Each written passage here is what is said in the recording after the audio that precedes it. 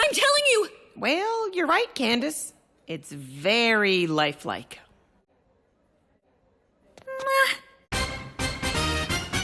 Welcome to the showdown.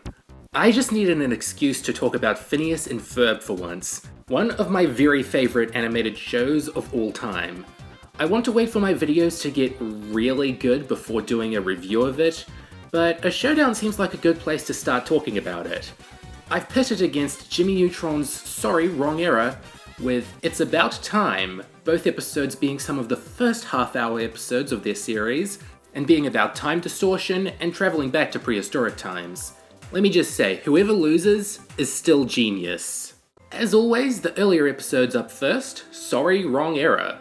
Fun fact, this is based on an early Jimmy Neutron short called Cookie Time, which they used to promote the character leading up to the film's release. In it, Jimmy convinces his mother Judy to let him have one cookie before dinner, but he has a time-traveling remote with him to keep repeating the action so he can get more cookies. But Goddard gets hungry and tries to eat it, which messes with the remote and sends them back to prehistoric times. It's alright, but I'm sure you're more interested in how they reworked this idea into a 22-minute epic. It starts with Jimmy, Carl, and Sheen pulling a prank on Cindy and Libby, giving them free smoothies, then making them laugh so hard that it squirts out their noses. This is so he can test his time-traveling remote on them by making them squirt it out their noses over and over again. It's pretty gross, but gets dragged out to the point where you're laughing more at how long they're going at the prank than what the prank is. Besides, I don't think many parents are gonna complain that their kids started pranking their friends with time travel because they saw it on Jimmy Neutron. As you can see, Jimmy's dad Hugh comes around and takes an interest in his Jimbo's new gadget, and while trying to set the boys back 2 minutes, he ends up sending them back 200 million years into the past. But are they? They come into contact with a T-Rex, a Leptoctidium, and a family of pterodactyls, all of which lived eons apart from each other. Whatever, this is a cartoon world where Australia is a continent, and Jimmy's right 89.23% of the time. The trio's interactions with all these different kinds of prehistoric life is what was most important. The T-Rex makes for a good giant threat, the Leptoctidium becomes a cute tag-along, Carl even names him Lippy, and the pterodactyls serve a C-plot where Sheen joins their family. It goes great, until it's time to leave the nest. Wait! Stop! You call yourself a parrot? I wanna go live with Dad! Back in modern times, Hugh has so much fun with the remote that he turns into Pylord Victorious, abusing the time-space continuum for his own entertainment.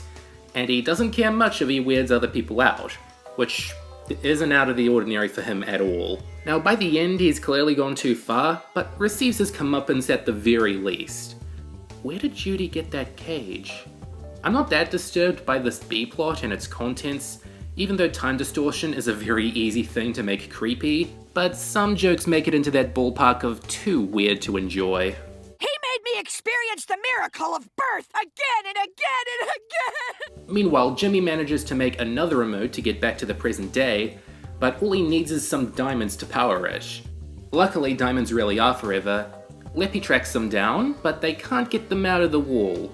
They manage to trick the T-Rex into bashing into the wall and creating diamond shards, and the first thing Jimmy does with the new remote is fast forward the nearest volcano so it'll erupt, I guess to scare off the T-Rex so it doesn't go forward with them, then goes forward with Leppy for some reason.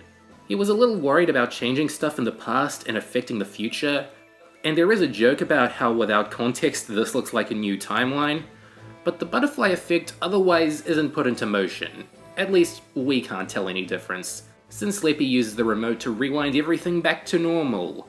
I guess he's using it on the audience, but how's that affect everything in Retroville? I shouldn't worry too much because this is a good episode as it is. The half-hour format had just become the standard for Jimmy Neutron, so I couldn't feel any growing pains with making it work. It's well-paced and filled with action and humour, both combined to make a quick reference to the Flintstones.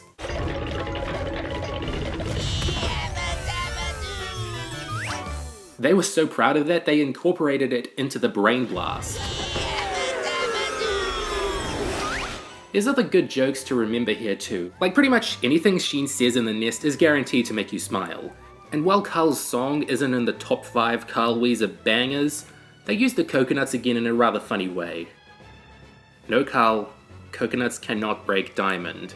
The animation is pretty good too. I'm always surprised when I rewatch an episode 18 years later and it isn't a complete mess. I think they started using a more pronounced lighting engine here, which gave the show a bit more atmosphere than it had in the early episodes, and really brought the prehistoric set to life. It reminds me of a GameCube game, and I wouldn't have it any other way. One problem I do have with the animation is the design of Lippy. They made him as cute as they could, but couldn't they have picked a different early mammal for the story? One that doesn't look like it would eat them? It doesn't hurt it too much, to be honest, and I still think this is a pretty good time. I think it's about time we moved on to It's About Time. It starts with Twilight Sparkle getting a message from herself from the future warning her of some catastrophic "yeah, I pony-rolled you." Serious now, the Flynn Fletcher family have gone to the Danville Natural History Museum and discover they've put recently deceased skeletons on display. Didn't we have a dog named Bucky who got sick and went to live on kindly old man Simmons' farm? Let's move on, shall we? This next exhibit is kindly old man Simmons. Hey! Well, that was dark, but Phineas and Ferb soon come across a gadgetry exhibit and find an unfinished time machine on display, invented by Xavier Onassis. So they figure they'd complete his life work, but Candace finds out and tries to bust them. Frankly, she's justified here. They're tampering with a display without permission. For a while, Candace's busts are thwarted by a bulb she's carrying that keeps setting her back a couple seconds, and a security guard who's very serious about yelling in a museum. Oh, that's right, it's a museum. I wouldn't want to wake anyone up. Thankfully, this pterodactyl stealing kid is here to help out the more hardened criminal. These are all pretty run-of-the-mill early Candace gags, mostly put in to bide time while Phineas and Ferb build their invention of the week, and we're introduced to Isabella and the Fireside Girls' presence, and what sort of mission Perry the Platypus is doing today. The divergent storylines hadn't been this spread out before, but being the first 22-minute episode, and the 7th overall, that's excusable. Right as Candace has the opportunity to bust Phineas and Ferb, the time machine activates and sends them all back to the Cretaceous period. It's a shame about the time machine, though. Phineas and Ferb try to adapt to their new lives, putting safety first while on a scooter, whilst Candace is at the mercy of most all dinosaurs she sees.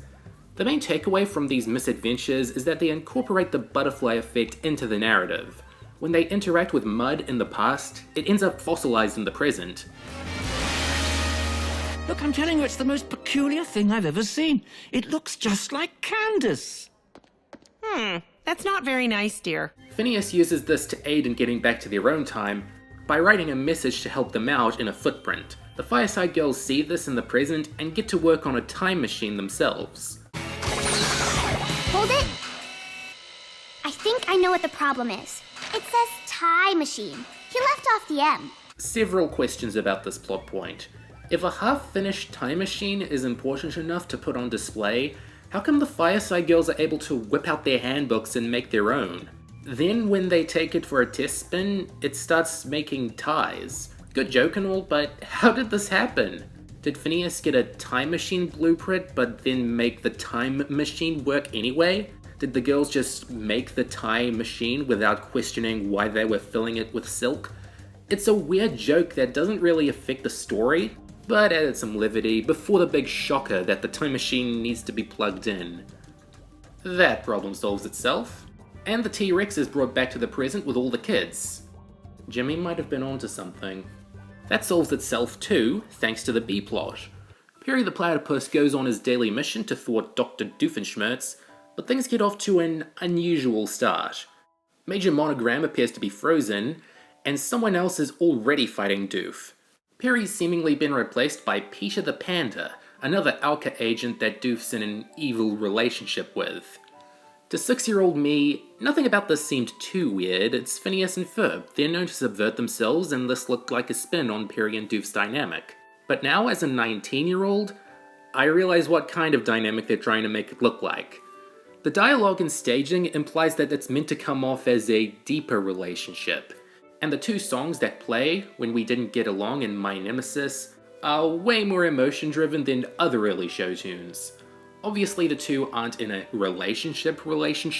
Doof has an ex-wife and daughter, and Perry's married to his job, and the turmoil was all part of a setup to get all the Alka agents in one room so Doof can freeze them and turn them into life-size chess pieces. It's Plan 13 and they still get weirder after this. But food for thought. They put this subplot here for a reason, and that reason was probably to get some therapy jokes onto Disney Channel. Peter the Panda doesn't talk either. He's a panda bear. I see. Because he's an animal, he doesn't talk. Of course not. What kind of an evil scientist are you? Due to the nature of the first act, there's a fair share of repetitive jokes throughout the episode. They all tend to reach a punchline though. It's not like they're dragging it out for the sake of dragging it out. The only exception is the end credits sequence, but there's nothing left to worry about. Let Lawrence have his fun. Fossils. Most of the other jokes aren't about outstaying their welcome. There's some good lampooning of museum etiquette, classic Candace snark, and a lot of interactions with the dinosaurs are fun as well. I will say that while ambitious, the 7th episode was probably a little too early for such a radical story. The animation is certainly good, barring the occasional messy lip sync, but later adventure stories ate this one's lunch, having way bigger visuals and scope. Overall, I'd say this is a rather good episode, but it's very reflective of Season 1's quirks. Not bad for a co-creator who had just left Family Guy, which I'm currently blogging about on Amino. Blood! This is a pretty hard one. I had no idea my opinions on these episodes would change so much since my childhood. Sorry Wrong Era was one of my least favourite Jimmy Neutrons growing up because I didn't like Hugh's subplot for the longest time, but I've warmed up to it a little, and I think most of the past stuff can be solid enough to stand on its own. It's About Time was an episode I remember loving, but now find quaint and a bit flat compared to what they were able to accomplish later on. I have a deeper appreciation for the B-plot, but there are plenty of misadventure stories, even in Season 1, I'd rather put on. I thought long and hard about this for nearly a week, but I have to go with It's About Time. Like my previous Boy Genius Showdown, it all comes down to which has the better extra content, and I find Phineas and Ferb's B-plot to be more entertaining than Jimmy Neutron's this time.